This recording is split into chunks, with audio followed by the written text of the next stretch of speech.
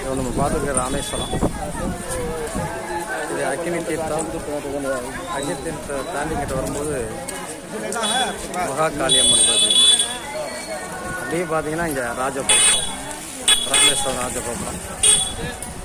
மக்கள்லாம் அக்கினி தீர்த்தத்தை நோக்கி போயிட்டு இருக்காங்க. இந்தியாவிலேயே மிகப்பெரிய புனித ஸ்தலம்னா 2. அதில் ஒன்று காசி, 2வது ராமேஸ்வரம். இந்த பௌர்ணமி நாளில் ராமேஸ்வரத்தில் நம்ம வழிபாடு பண்ணிட்டு அப்படியே ராமநாத சாமியுடைய கோபுரத்தை நோக்கி போயிட்டுருக்கோம். இந்த ராமநாத சாமியுடைய அருளும் ஆசி உங்கள் எல்லாருக்குமே கிடைக்கட்டும்.